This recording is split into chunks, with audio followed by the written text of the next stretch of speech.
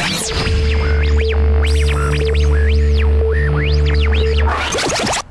Interdisciplinary Dialogue Forum.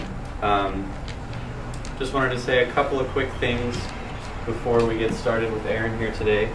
The first being that we are going to start an email list, so be sure you sign that before you leave today so we can keep communications going without having to bother the entire universe every time we want to say something.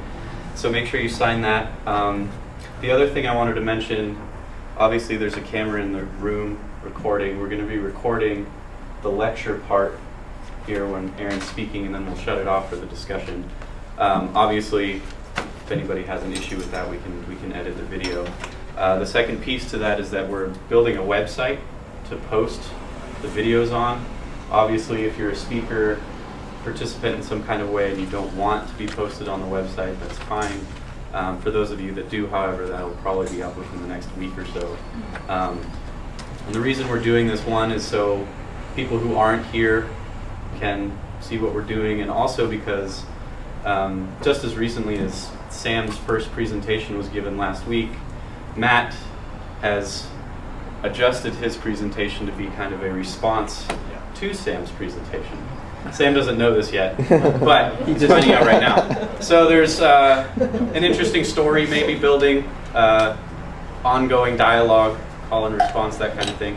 So we want to be able to have, you know, the full discussion available to people who are interested. So that's two pieces of business. I'm gonna leave it off to Aaron here, who's going to be telling us about a couple different things today. In this presentation, Aaron will present the differing views of two important contemporary Buddhist lamas, the Dalai Lama, who I'm sure you've all heard of, and Tinley Nurbo Rinpoche, with regard to scientific cosmology. He's going to contextualize each lama's thought in terms of the specific Buddhist tradition they represent, and then draw out from their respective writings on modern scientific cosmology some themes of interest to the fields of comparative or integral religious studies. So please welcome Aaron.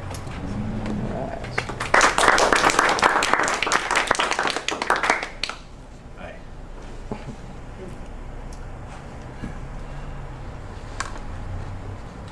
I would like to dedicate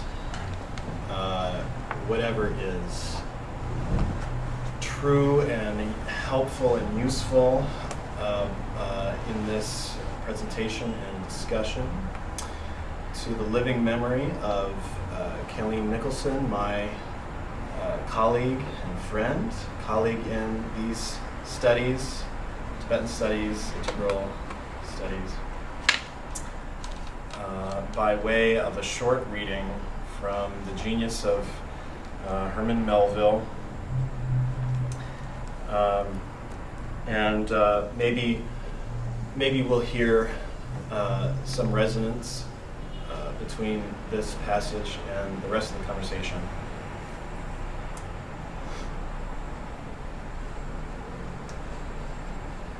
This is from a chapter called The Pacific.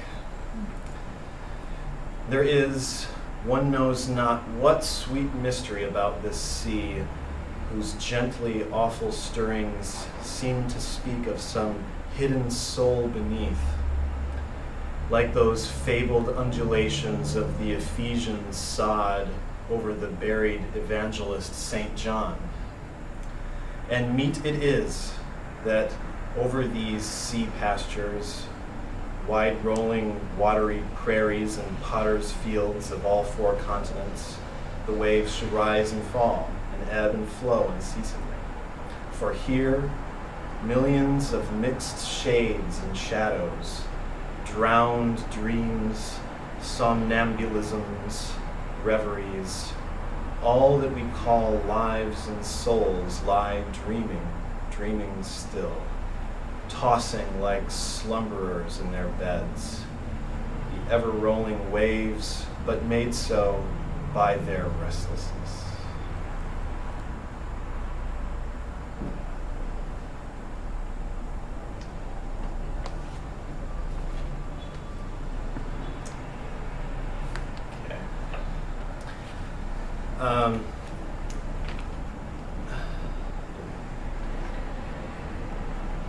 So I wanted to talk about this subject because I'm interested in connections between awareness and place, and the question of the relation of awareness and place informs my study of the traditions under consideration.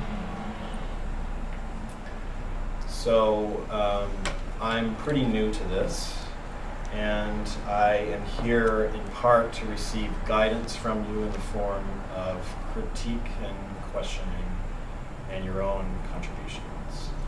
And what I have to say is not fully formed.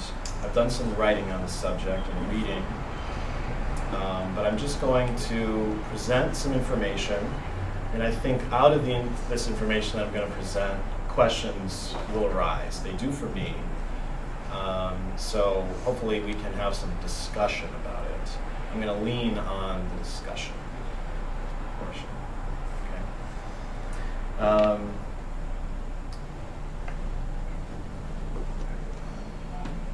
Okay. So I'd like to give some background. Well, before I do that, let me just repeat the title: Scientific Cosmology and Tibetan Buddhism's Old and New. Old and New here is a play on a Tibetan distinction between Nyingma and Sarma schools. I'll write these words down in a sort of phonetic transliteration. Nyingma means old school. Oh. And Sarma, I guess you could say it means new school.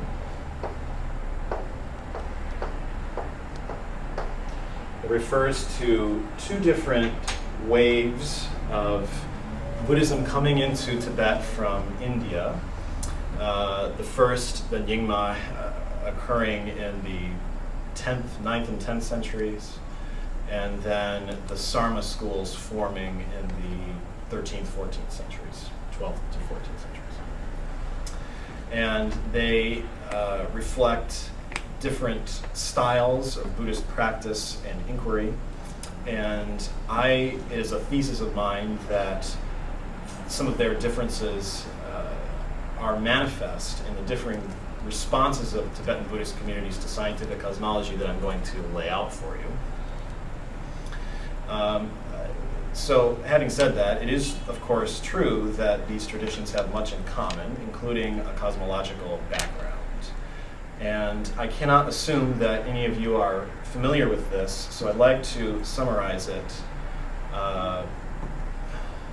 briefly by talking a little bit about its Indic context and the South Asian milieu that it draws from, before I talk more specifically about the two lamas that Adam mentioned.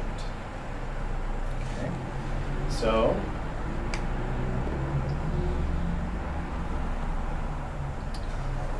I have 40 pages of notes with me, which is really not helpful.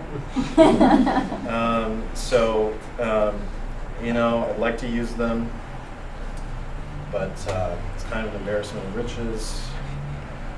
So we'll just see.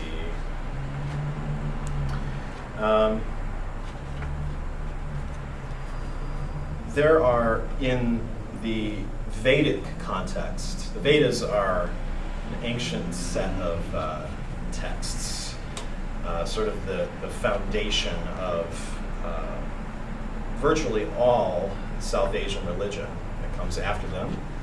And they represent historical strata that are ancient indeed, perhaps 5,000 years old or more, perhaps significantly more. Some people believe that the Vedas actually transmit traditions that were in place in South Asia before language occurred. I'm not going to enter into that debate here. I'm just bringing it up to tell you that it's quite old. And in it, in this tradition, in this set of what we now have as texts, a number of cosmogonies are put forth. Cosmogonies are images or descriptions of the beginning, the genesis of the universe. And it's interesting because already in this early time, there's a questioning attitude given, which I find quite charming. We're so used to religious texts being very filled with authority and certainty. But the Rig Veda, the oldest of the Vedas, says, there was neither non-existence nor existence then. There was neither the realm of space nor the sky, which is beyond. What stirred? Where? In whose protection? Was there water, bottomlessly deep? And then it goes on to say, whence this creation has arisen? Perhaps it formed itself, or perhaps it did not. The one who looks down on it in the highest heavens, only he knows, or perhaps he does not know. I like that. So in this set of texts, there are a number of cosmogonies given, and they are all operative in later tradition. So, for example, we have the notion that the universe proceeds out of an oral impulse called Vach. It's fun to read on the board. It grounds me. So please indulge me. Vach. Voice. There's another that has the universe proceeding from Hiranyagarbha.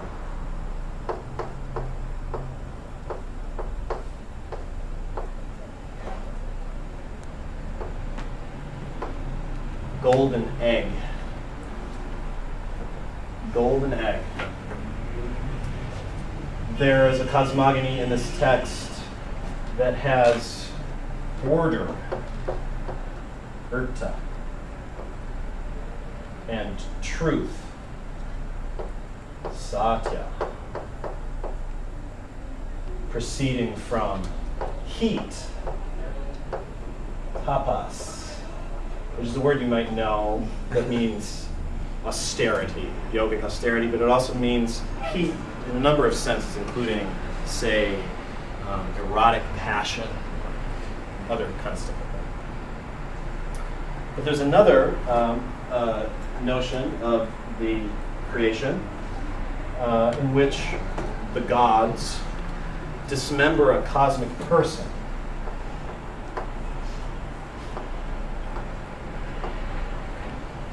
Purusha Sukta.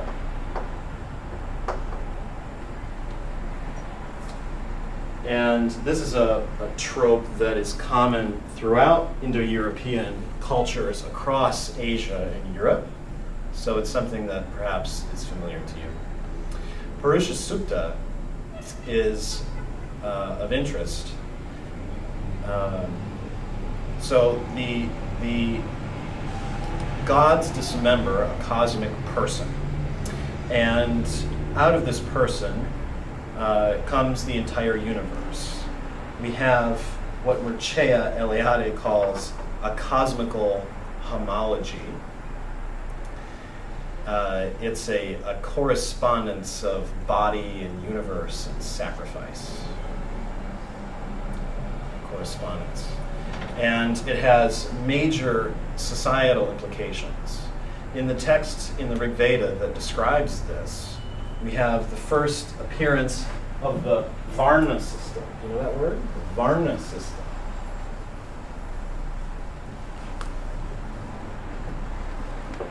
Varna. To make that sound, you point your tongue up to the crown chakra. Varna. Varna. Sanskrit is a sacred language, and its pronunciation is very important. So that's why I'm trying to include diacritical marks. the Varna system is called the caste system in English, and it proceeds like so. From the mouth of Purusha Sukta comes the Brahmin class, the priestly caste. From the arms of Purusha Sukta comes the Kshatriya.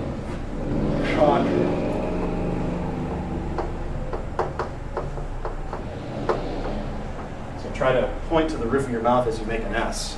Kshatriya. Kshatriya. That's the warrior kingly class. Kshatriya. Then from the thighs of Purusha Sukta, comes the which one is it? I'm not good on my South Asian stuff. Oh, no, really.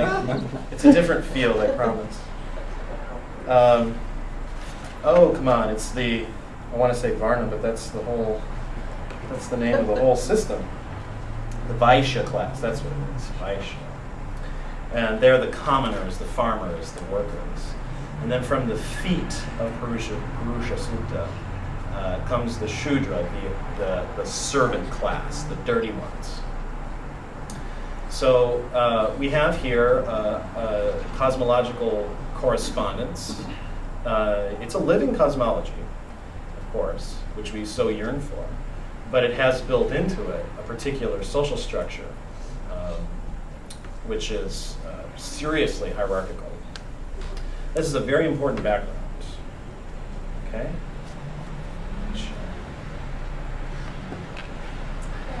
Yeah. So you said body, universe, and sacrifice. I did. You want to say more about that? Oh, I'm guessing you're asking me to say more about the sacrifice part? Well, because I haven't mentioned it, except en passant. Well, I don't have a lot to say about the sacrifice part. Sacrifice is, help me with the etymology here. I mean, the sacred and sacrifice have a connection, don't they?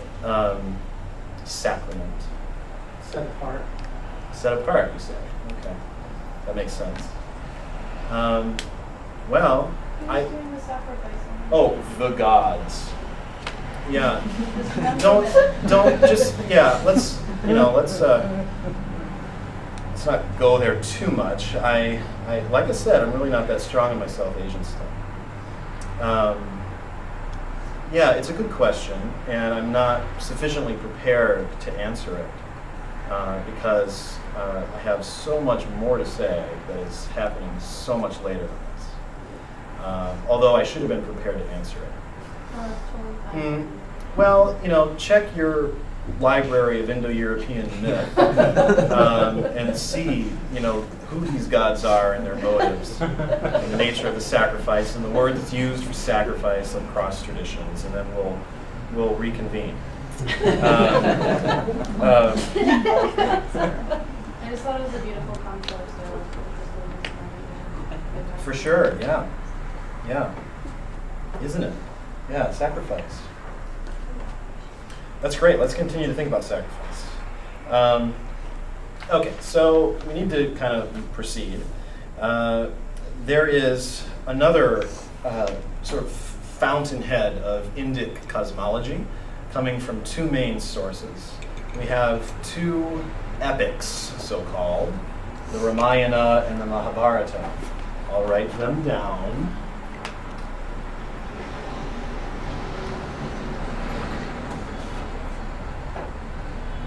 The Ramayana.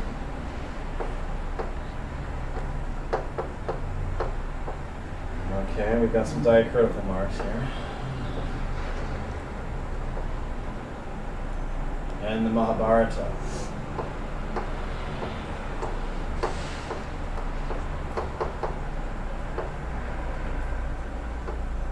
Mahabharata. And these are old, sometime between, the 6th century BCE and the 1st century of the Common Era-ish. People make facile comparisons between the Ramayana and the Odyssey and the Mahabharata and the Iliad. And I won't say anything more about that. Anyway, these along with the Puranas, another kind of text, form another important source of Indic cosmology.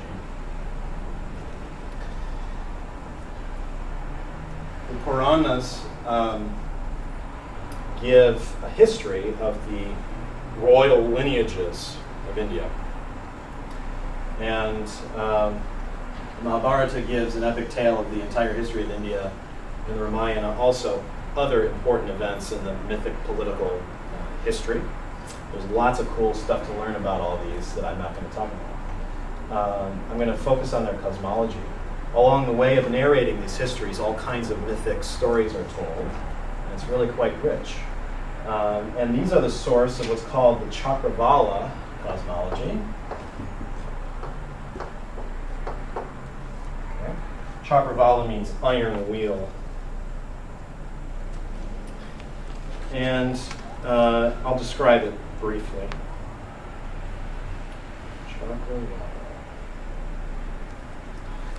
Okay, so the chakravala, I could David Ulansey like try to make a drawing. I don't know if I want to, but maybe I'll try anyway. I'll do it from above.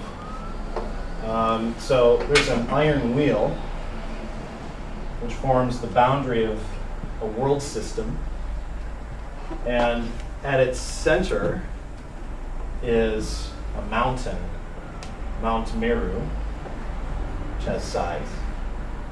It's narrower at the base and wider at the top. It's circular or it's square. There's different tellings. And then around it, there are concentric circles of mountain ranges.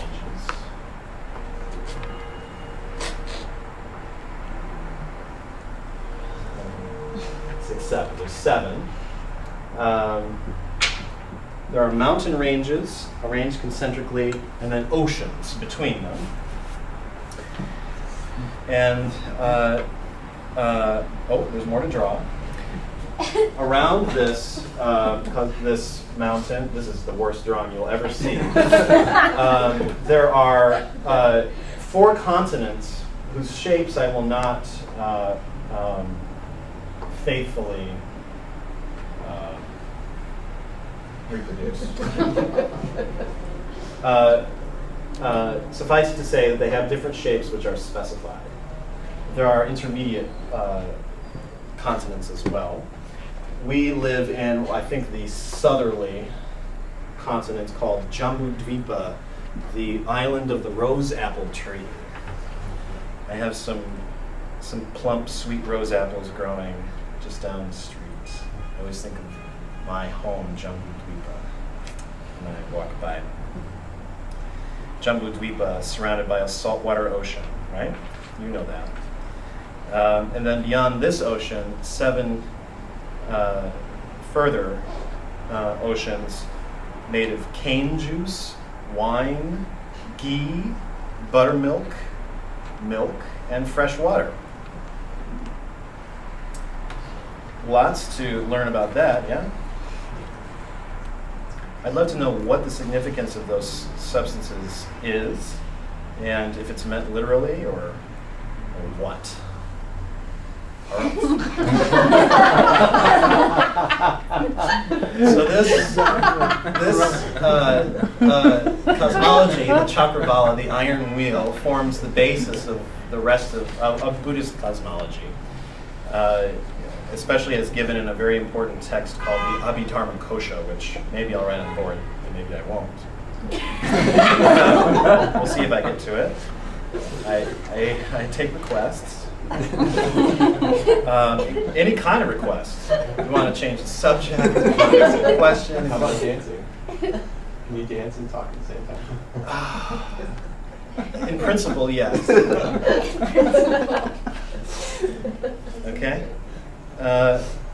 So, are you with me here? We have these different models of the cosmos, and they inform Indic society and religion. It's not all united. It's not all the same. For example, the caste system isn't so simple as the Rig Veda says it.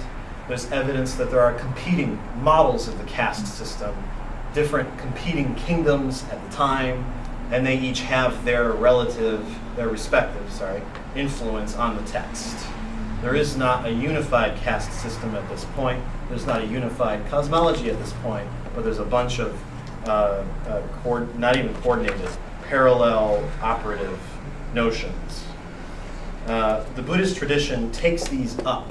It appropriates them. It critiques them. It identifies itself with and against them, over and against them. Okay? That's the point. I'm building context slowly. For example, I was saying that the caste system is not so simple as just 4 categories. There are, for example, 2 kinds of Brahmins, this priestly caste. One is a household kind, the Grihasta. If you want spellings, I'll give them. And they are wealthy, they're landed, they keep a fire in the house. They support local rulers by doing priestly and magical activities. In exchange, they receive land, they receive protection and wealth. They're very powerful. Then we have the Vanaprastha Brahmins. They're forest dwellers. They are wandering renunciates or semi-renunciates. They are attested in several kinds of texts that I won't name, unless you really want to. Some of them kept a fire, others didn't. I'm saying this because it ends up being important for Buddhist texts later. So, maybe I will hang a little less closely onto my copious notes and try to just talk extemporaneously.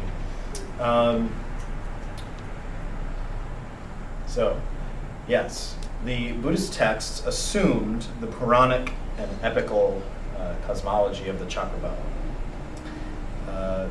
Early Buddhism arose in a time in which there were many competing sets of beliefs and different communities engaged in this kind of inquiry. It's called the Shramana movement. Shramana. I can't remember what fancy things people say about Shramana. Oh, that's right. People want to say that there's an etymological connection between Shramana and shaman. I'm not sure what the current opinion is about that correlation. So if anyone else is, by all means, say so. These are forest-dwelling dudes who go about, mostly dudes, who go about in search of truth. They repudiate the Vedic tradition, but that's perhaps too harsh of a telling. Again, the situation is just too complicated to put it that way. The Vedic tradition, by the way, turns into what we call the Brahminical tradition, after Brahman, the priestly caste. It becomes consolidated into what we start calling Hinduism, which is a honky word. There is no Sanskrit word for Hinduism. At best, we can talk about the Brahminical traditions. They come out of the Vedas, but they're not limited to the Vedas. So you've heard, for example, of this legendary trinity of Brahma, Vishnu, and Shiva. These gods appear in the Vedas. They are unimportant in the Vedas, and they become very important later. But there's a continuity there.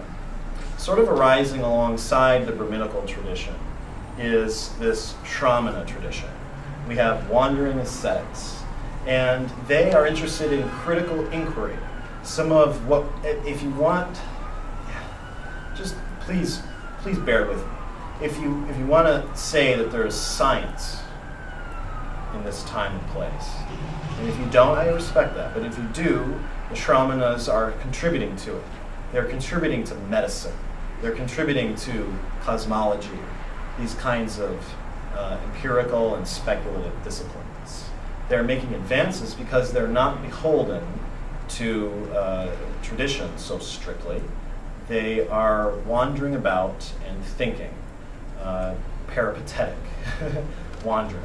They're, like that. Buddhism and also the venerable Jaina tradition, called Jainism, is another Shramana tradition. The Ajivika tradition is another one. Ajivika, which no longer is a living tradition. So Buddhism and Jainism come out of this kind of milieu, this matrix. Okay? So now,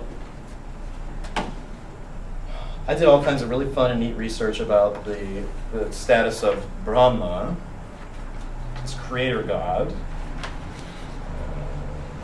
Brahma is not so popular in later Brahminical tradition. Most of us hear about Shiva and Vishnu. But Brahma used to be more important than he is now. There was a cult of Brahma that was operative in the area, the region of India where the Buddha was born and had his ministry, to use that word. I did that ironically. A footnote on that. There is a tendency for Western scholars to put Christian categories onto these traditions.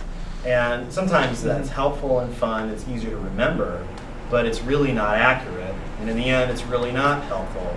And in the end, it's really not good for our memory because it's confusing. So when you're teaching undergraduates, you can give them this, and then when they go to graduate school, they can break it apart. That's what I did. So yes, the Buddha's ministry happened in a place where the god Brahma had some sacred sites. That's important to know,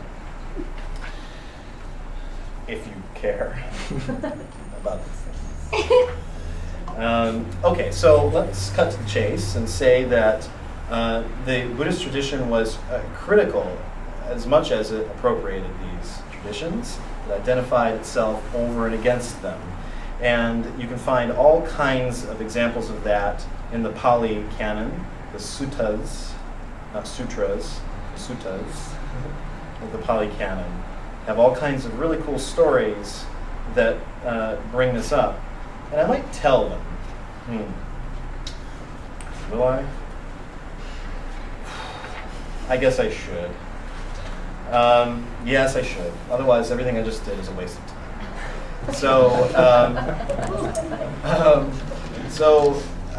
Yes. There's a couple of stories. Let's tell one. Yeah. Okay, yes. So there's a collection of suttas called the Digha Nikaya. Should I spell that? Should I write any of this down? Yeah. Yeah. Good. Thanks for responding.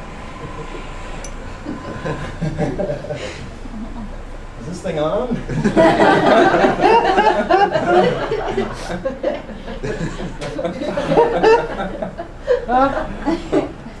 Is this a stress dream the night before?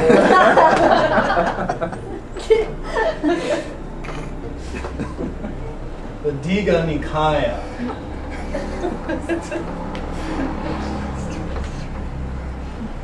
You've had stress dreams, right? Standing naked. Have you ever gone to school without your pants on? Yeah. And like not meant to. Like you get there and you're like, oh, forgot about that. Only in real life. Yeah, I didn't specify, did I? The Digha Nikaya is a collection of long suttas, long ones. One of them is called the Kevadha Sutta. Kevadha. There's a monk there in this sutra. He wonders to himself, where do these four great elements, earth, air, fire, water, where do they cease without remainder? Okay, so to answer that question, he enters into profound states of concentration. And as he does that, realms open up. And so he asks the beings that he finds there, where do these four elements cease without remainder? Oh, if you want to know that, you're going to have to go to the next rung of the cosmological ladder. The beings are all the wiser there. They'll be able to answer.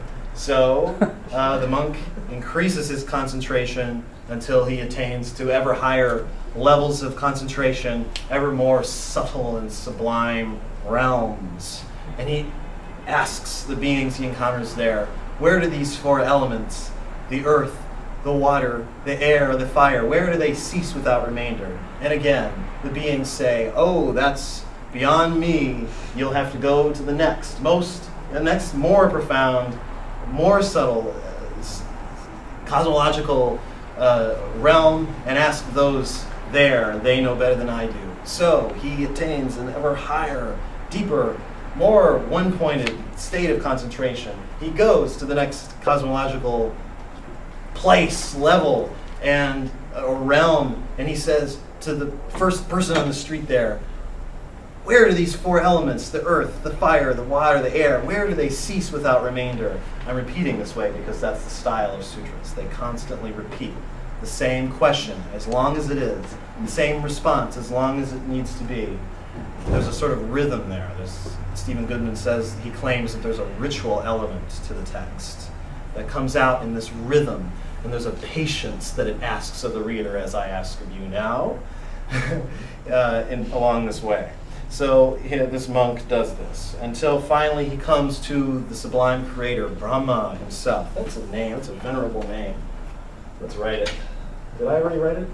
Brahma.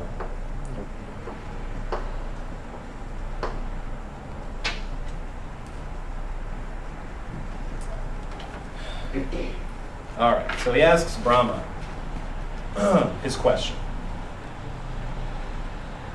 And Brahma says, monk, I am Brahma, great Brahma, the conqueror, the unconquered, the all-seeing, all-powerful, the Lord, the maker and creator, the ruler, appointer and orderer, father of all that have been and shall be. And the monk says, okay, where do these four elements, the earth, the air, the fire, and the water, cease without remainder? And he says, don't you know, monk, I am Brahma, the great Brahma, the conqueror, the unconquered, the all-seeing, all-powerful, the Lord, the maker and creator, the ruler, appointer and orderer, father of all that have been and shall be. Yes. So,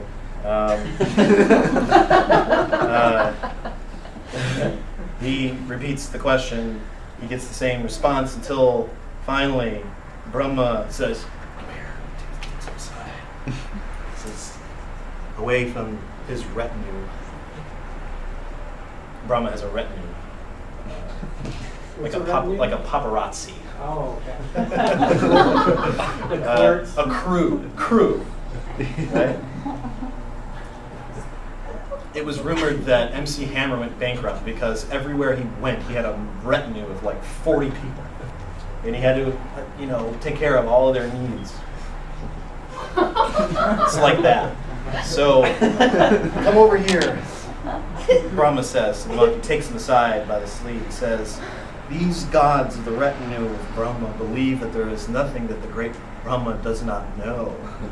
They believe there's nothing that the great Brahma doesn't see. They believe there's nothing of which the great Brahma is unaware.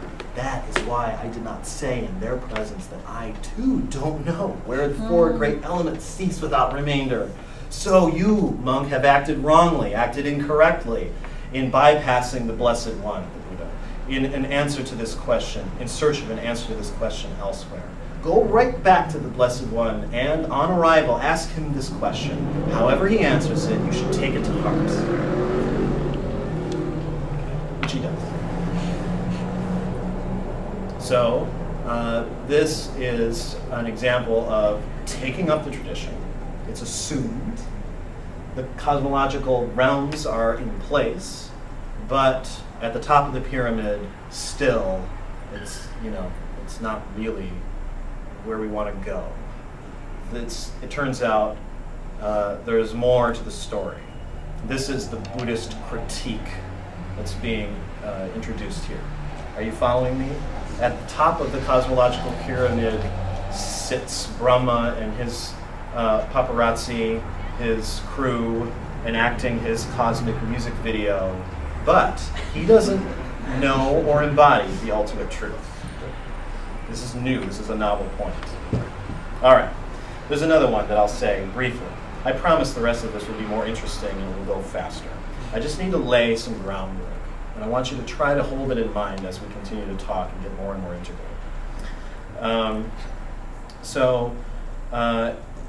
I talked about the structure of the cosmology, its geography, but I also mentioned at first that there's a social structure implicit within it, the Varna system. Yes, so that continues, it exists, and it's, again, taken up and critiqued in Buddhist texts, where there's a story of somebody named,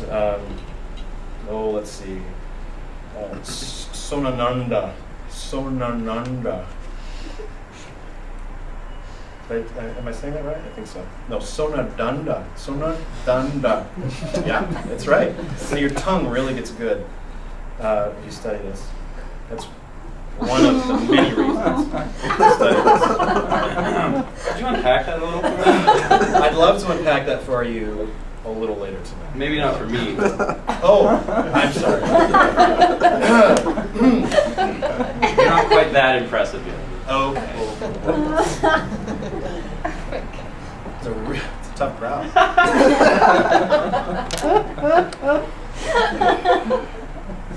I'm used to getting my way a little quicker than that. Not really. Let's see. How do I want to say this? This is from the Sonadanda Sutta, also in the same collection. And there's this householder Brahmin. He's very learned. He learns that Gautama, the Buddha, am I assuming too much? The Buddha, yeah? The Buddha. Buddha means awakened. Somebody who's woken up. It's not a proper name. It's a description. It's a title. Buddha. His name was Siddhartha Gautama. This is fun. Siddhartha. I think I know how to do that. Let's try it. And I probably have it written down somewhere in here, but I'm not going to burden you. Have you heard this word siddha? Maybe you've heard the word artha, probably. Siddhartha. So siddha means accomplish, or one who has accomplished.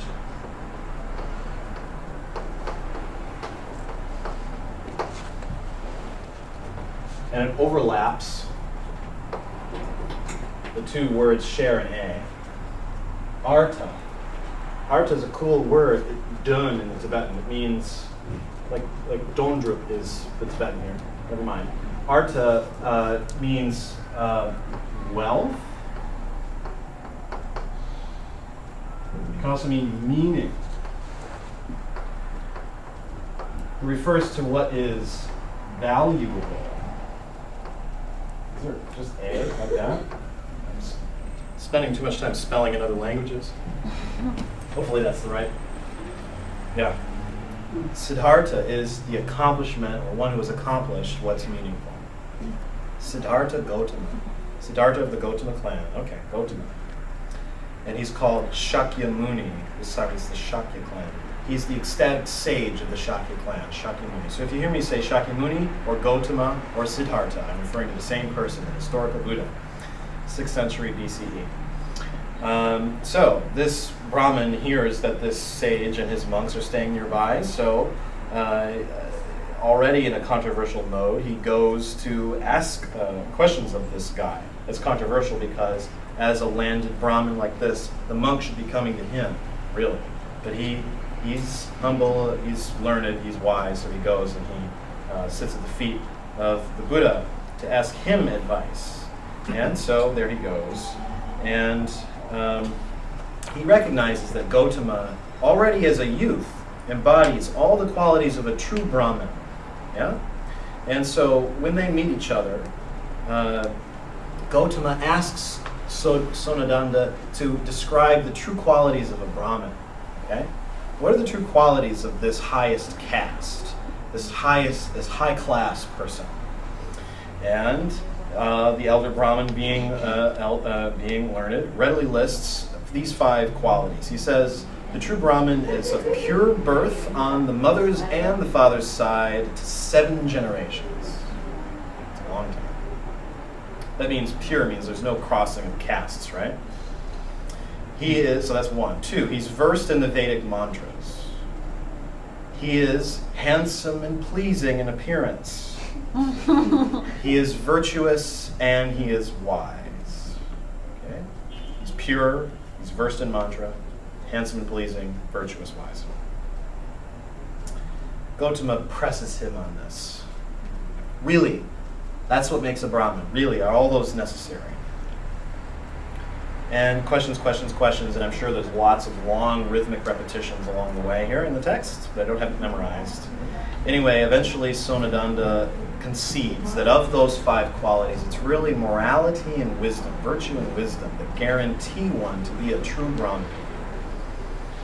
Now, there are a number of Brahmins gathered round, and they protest vigorously, though all of these qualities must be in place for a Brahmin to be a true Brahmin.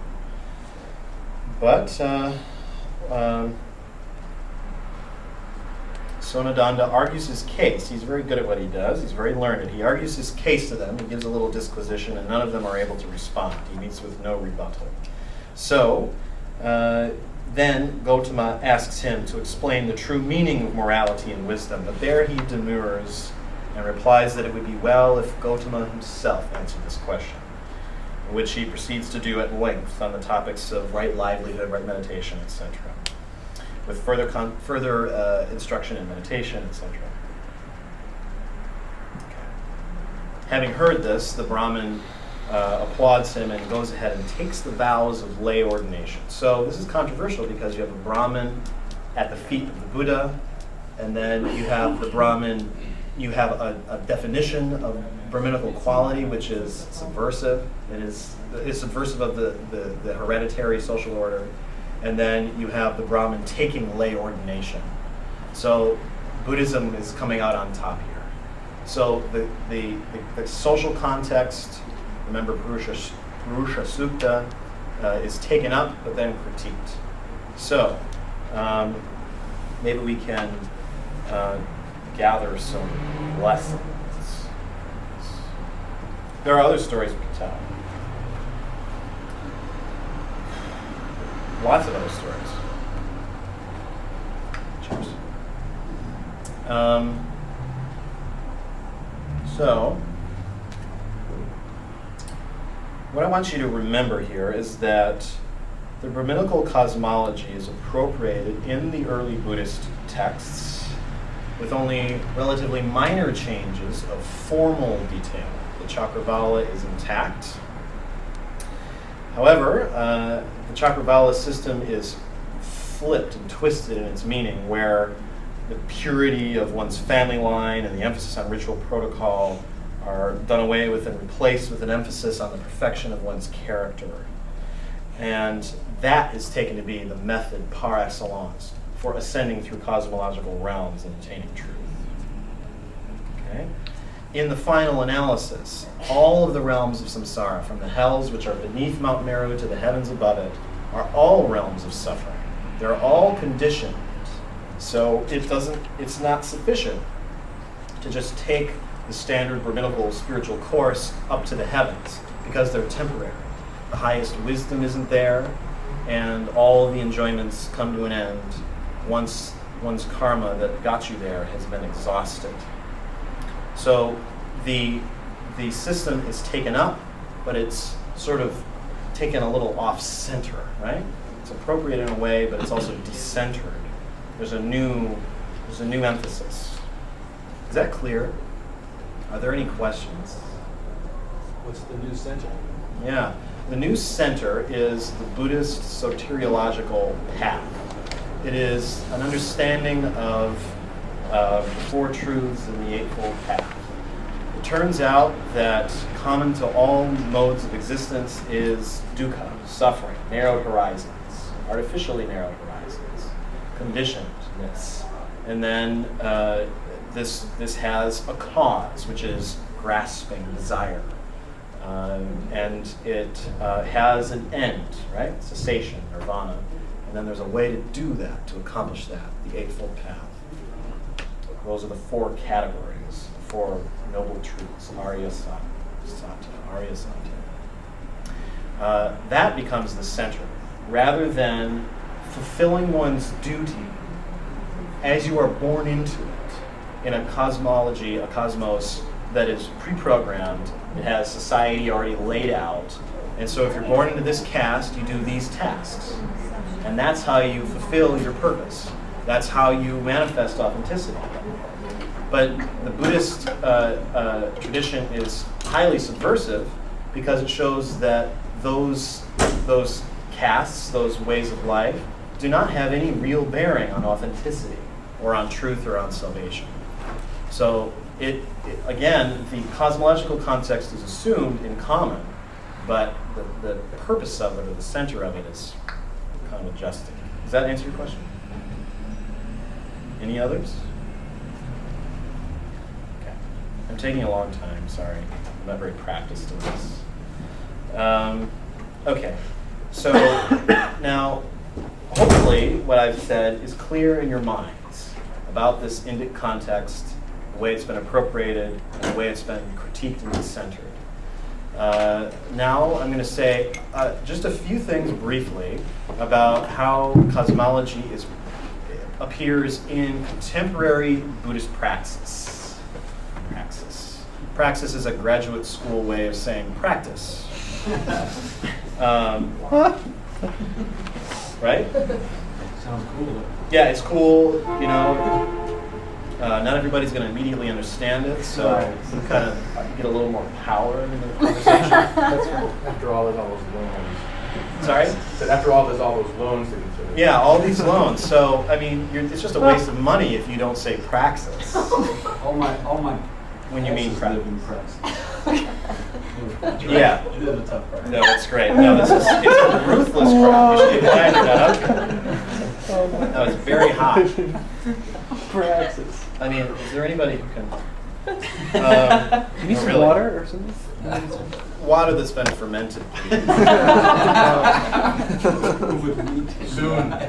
Well, it might be still in the cafe. Never mind. No, you're here to learn. Okay. There's so much to say. This topic is extremely rich, believe it or not. What caste was the Buddha in? Kshatriya. Can you say that again? Kshatriya. That's not the top. Is that the top one? No, it's the warrior kingly class. It's the second one. Second one. Top in many respects because the Brahmins had all their wealth and land because the Kshatriyas gave to them. But the Kshatriyas assumed the Brahmins to hold truth. They literally believed that they held the universe together because the Vedas are the source of the universe. They're the proper execution and pronunciation of Vedic ritual is the continuation, the creation and continuation of the universe. The Vedas must be memorized by the Brahmin caste. Do you know this? Well, what happened before the Vedas? No. The Vedas provide the sense of there being a before and an after. The Vedas are the condition for the possibility of before and after. They've always been. They've always been. Isn't it cool how what's always been has stories in it that ask the question, where did this all come from? And it gives theories and different stories of where it all come from. That story, that question, that is the source of all of it. Its proper pronunciation is the continuation of it. And its improper pronunciation of it is its destruction, is a catastrophe. It's a nibbies. Yeah. Did the It's Vedas a grow and movie. get bigger over time? The things grow and get bigger over No, time? did the Vedas grow and get bigger over time? Oh, well, it's a great question. And I don't know if anybody could seriously undertake to answer it. it's definitely known that the Vedas are originally oral, and it is astounding the accuracy with which the oral transmission of the Vedas has continued. And it's because of the mind-numbing rigor of the requirements for memorizing them. You literally have to memorize them forwards and backwards. You literally have to memorize them so that you can say the first and second, then first and third, then first and fourth, and first and fifth syllables of each line, and forwards and backwards in that way, so that there's nothing missing from your memory whatsoever. And having done that, you are perfectly qualified to transmit the Vedas to the next generation. Tape recorder-like, the Vedas are transmitted. And the memory that's there is really quite something. Smrti is the name for memory. So did that change? I mean, was somebody like, or we could just write it down? Yes, but probably under duress. I imagine the tradition was responding to changing conditions so that writing it down became important. Yeah. It's a good question, and it's very complicated. It's not been fully answered, and there's schools of thought back and forth about how all these things occurred. And it's really quite fascinating. By the way, another cool thing about the Vedas is that there's all kinds of Iranian, Persian elements. This is sort of the Indo-European ancients.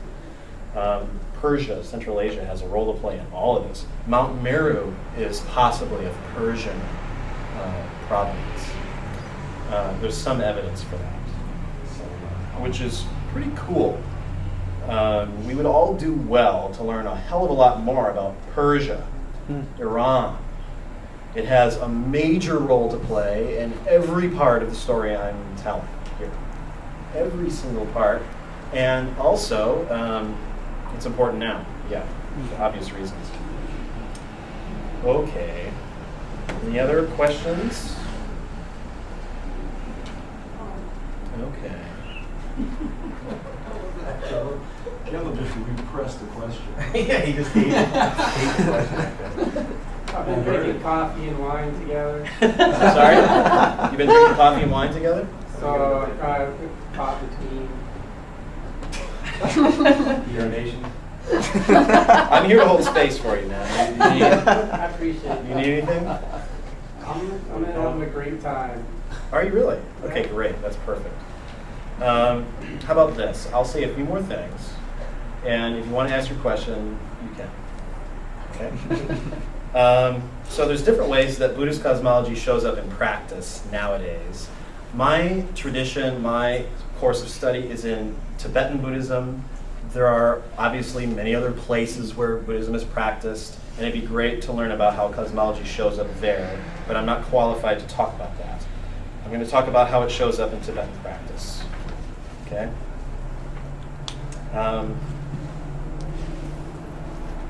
Okay. We can say that there are different realms of samsara, and there's different ways to summarize that. We can say that there's 49 different levels, but we can summarize them into three. Desire, form, and formless realms. The desire realm is where beings undergo their transmigration. Actually, all these realms are. And they take on bodies. There are 6 realms in the desire realm. There is the hell realm, and there are hot and cold hells. So funny about Oh. Yeah, it's a little, yeah. Flashback. Yeah, no, I get flashbacks too. Might or might not. Don't all. And then there's the hungry ghost realm, Preta, which is also really not so fun to be in. And we can describe them if you wish. There's the realm of animals. Animals inhabit a particular cosmological space. There's the human realm. Then there's the realm of asuras. It means something like not gods. This is another Persian idea. So people say titans or demigods, right, for asura. And then there is the realm of the devas, the gods like Brahma. What system are you describing now? These are the 6 realms, the 6 divisions of the desire realm. In relationship to what To the cosmology? chakravala. It's Tibetan Buddhism. It's the whole thing. So we talked about the chakravala. Let me draw it now from the side. I drew a bird's eye view. And we'll do Mount Meru like this. It does have this kind of odd shape in certain traditions, where it's narrower at the bottom and wider at the top. And then there are realms beneath and realms above. These are the 6.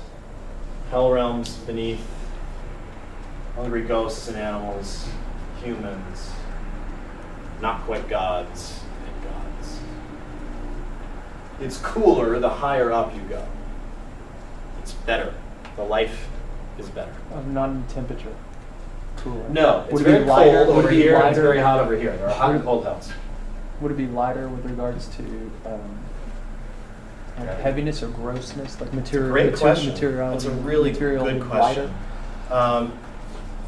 There is a sort of material existence up to the highest levels at the very top, and then the next levels, the formless realms, are increasingly etheric states of consciousness of the beings whose material existence resides at the very top.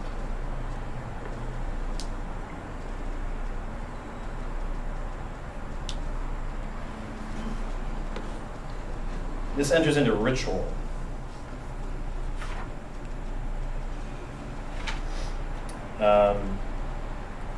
Tibetan Buddhists ritually contemplate these 6 realms and the various kinds of suffering of the beings that happen there.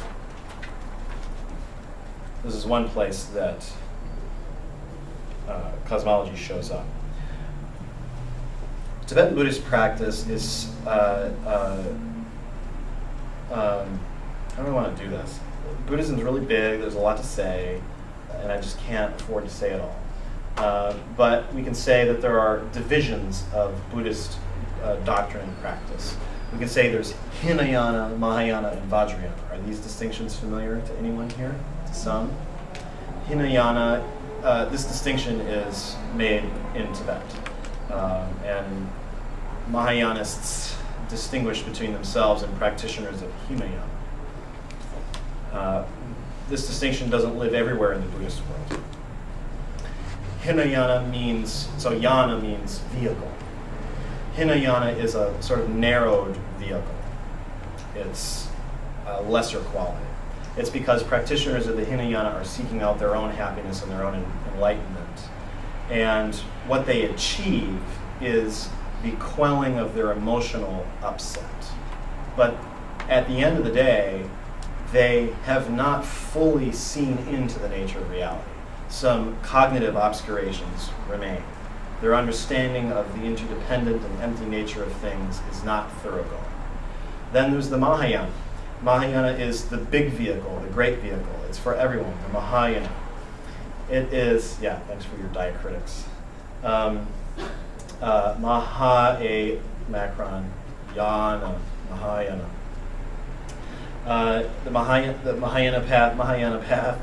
I just want to say Mahayana. Can I say that? Involves a kind of practice in which it is understood that every phenomenon, every phenomenon, interior and exterior, depends entirely on other phenomena for its existence.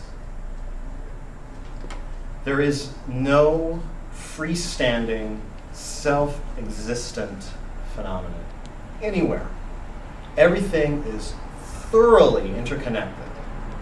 So the whole system is like holding yourself up in midair by your ponytail. The whole thing is free floating. It is grounded only in itself, but there's no self to anything because existence is deferred throughout the whole system. There's never anything that everything is hanging on. It's just devoid of a final stability. It is shunya, empty, of existence from its own side. It exists not by virtue, the individual phenomenon exists not by virtue of itself, but by virtue of other things. Of course, the same is true for them, so the entire system is just dreamlike. It's mirage-like. Mirage is a bad metaphor. Thanks, Brian. But it's Coherent? It's coherent, but it's like mist. It's like dream. It's empty. Sounds like Whitehead. Sounds like Whitehead. That's a topic for another talk. Sounds like Whitehead. Whitehead sounds like that. Whitehead sounds like Madhyamaka. Yeah. He may, but I have all kinds of questions for Whitehead. And I'm not satisfied with him because I feel like he's not process enough. He's not emptiness enough. Okay, that's not the topic of discussion. The Vajrayana path has the same goal as the Mahayana, which is the liberation of all beings and the thoroughgoing understanding of emptiness. The Mahayana practitioner undertakes not only his or her, or whatever, their own individual liberation, but the liberation of all beings without exception, past, present, and future, every universe without exception. This attitude, this intent, it's called bodhicitta. It's a venerable word that's worth writing down. Bodhicitta. At some point, I'm going to talk about the Dalai Lama and Tenzin Norgay. It's taking way too long. Bodhicitta is the engine upon which Mahayana and Vajrayana Buddhism runs. It is the attitude of undertaking enlightenment for the benefit of all beings, for the enlightenment of everybody. Enlightenment being a total release from all emotional upset and a thoroughgoing purification of anything that might obscure one's awareness, one's mind, one's responsiveness, one's flexibility and creativity. Bodhicitta. And bodhicitta has absolute and relative forms. Absolutely, bodhicitta is the nature of reality as such. It is the unfindability of an essence to any individual phenomena. It is the thoroughgoing interrelatedness of everything, such that it's all purely wide open. Everything is possible. Everything is possible. Relatively speaking, bodhicitta is the attitude of compassion and responsiveness to the needs of beings wherever they are, just as they are. That's the difference between absolute and relative bodhicitta. Bodhicitta is the perfect coinciding of total responsive compassion and total understanding. It is, if magic is the art and science of effecting change in accord with will, bodhicitta is the ultimate magical element. Bodhicitta is the infinite intention. Absolute infinite knowledge, infinite happiness for who? Everyone, without exception. No intention exceeds this. No intention equals it. It is it is Buddhist soteriology. It's how it all coheres. And bodhicitta is what is in common between Mahayana and Vajrayana approaches. Vajrayana, the Vajra means sort of diamond, adamantine, unbreakable.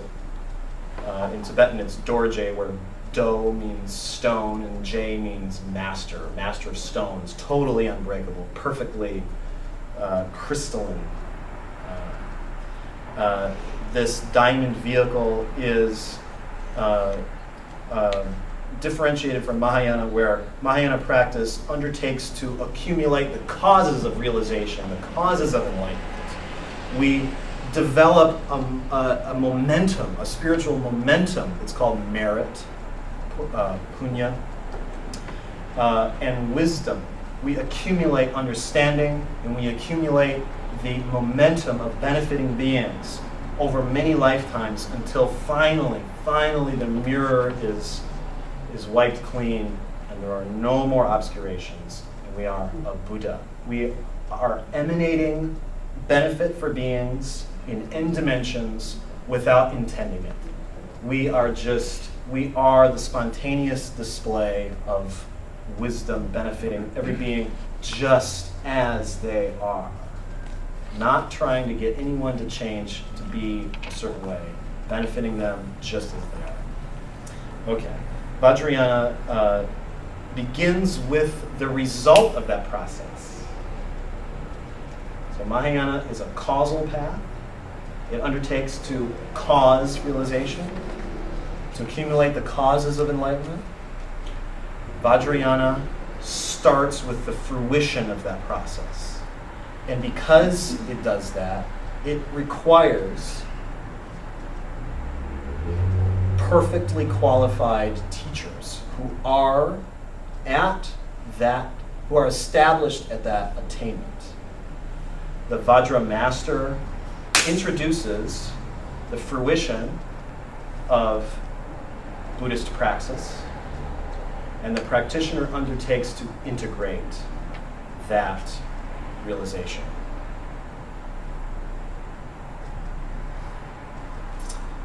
This takes preparation, called ngondro.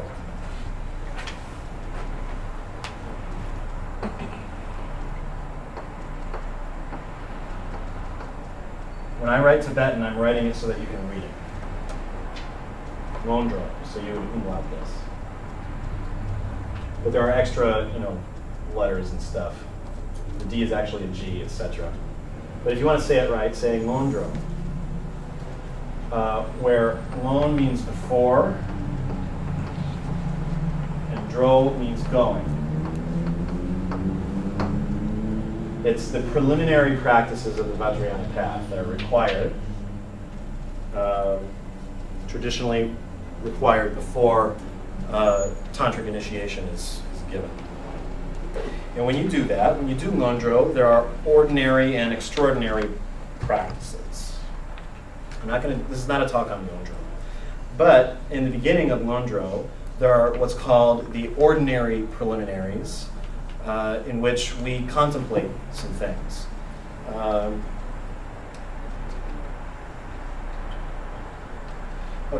We think about the benefits of being human.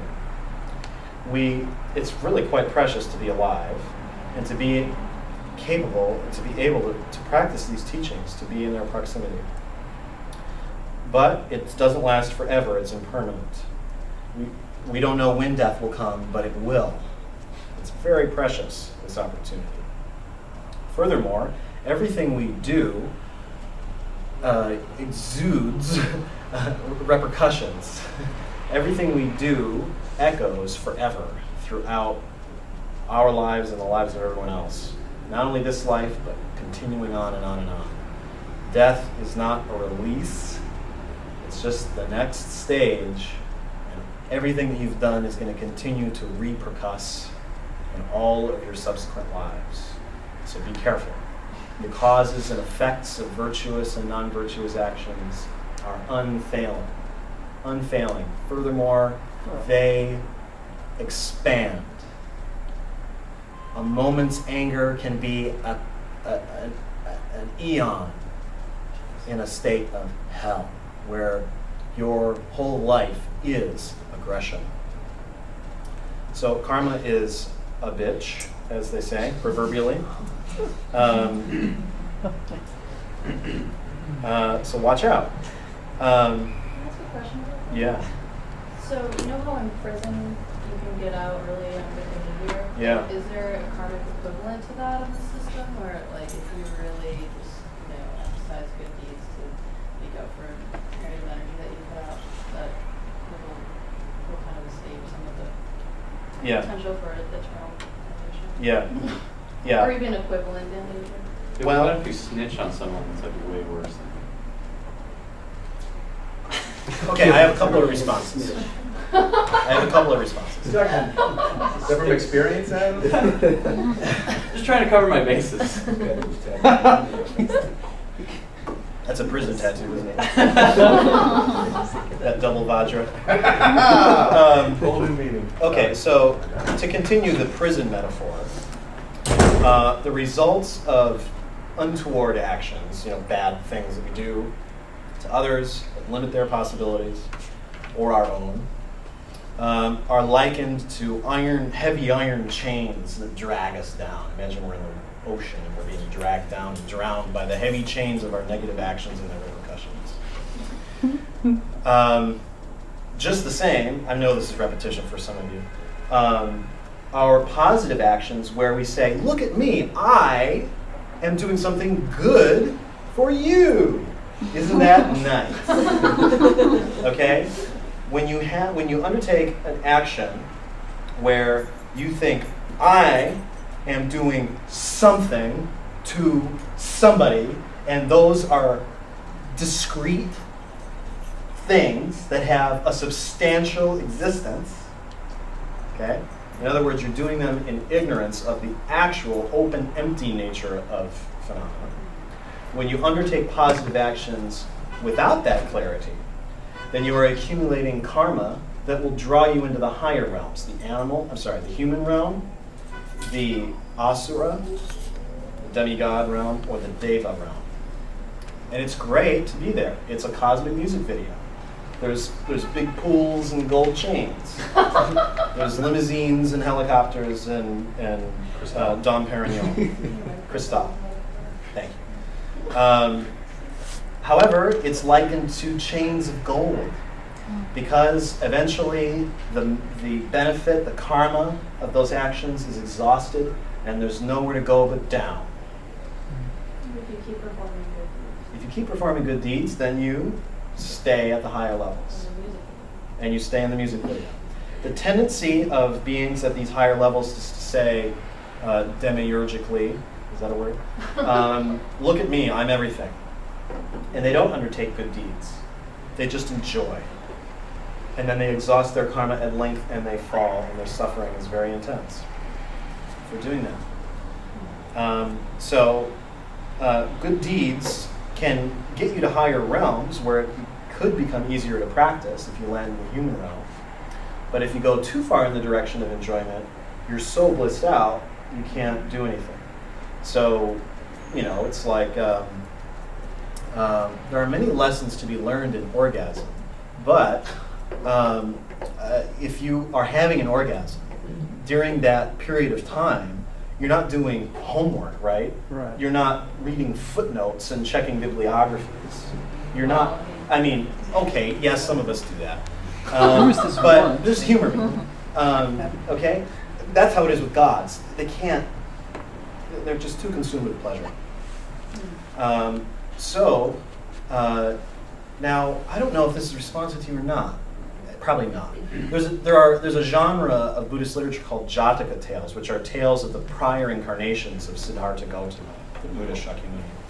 This genre exists from the very, very, very beginning of Buddhist literature. It may have been going on already during the Buddha's lifetime.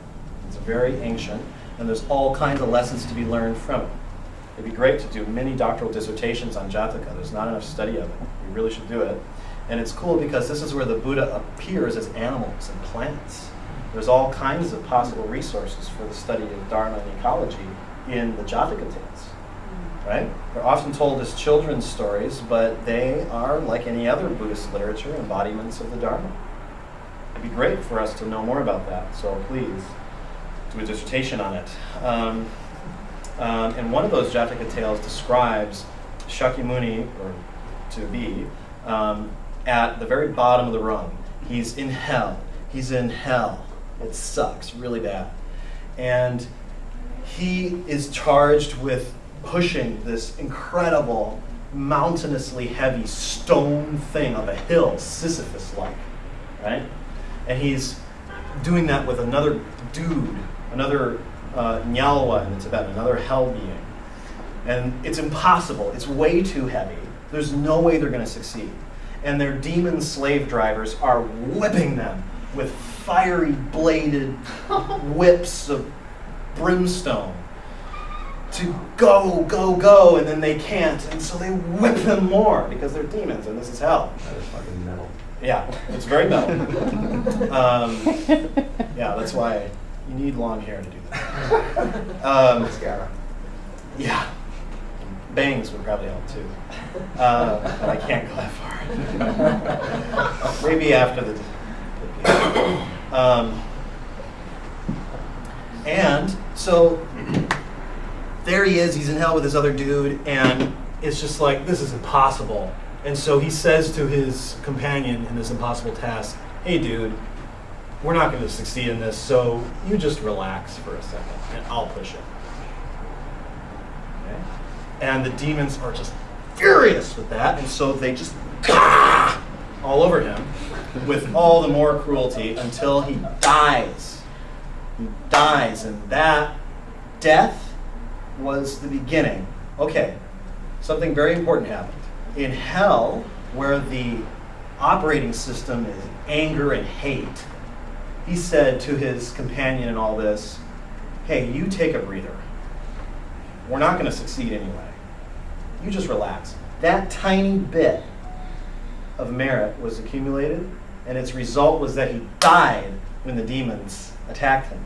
And when he died, he was then reborn as a hungry ghost. This begins his journey up until finally he becomes the Buddha. I just wanted to say that because it's a fun story and it shows that all this stuff is happening. The cosmology is operative in all these genres. It's really cool. So there's a ritual contemplation of the realms of samsara.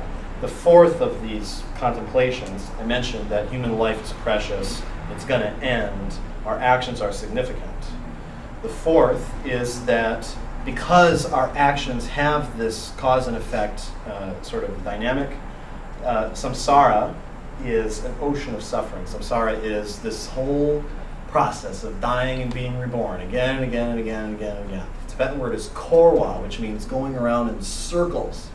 Circles. Korwa. So they contemplate that. That's how that shows up in ritual. There's another way that it shows up. Wow. Sorry, this is taking a really long time. Another one is the offering of the mandala. This is cool. So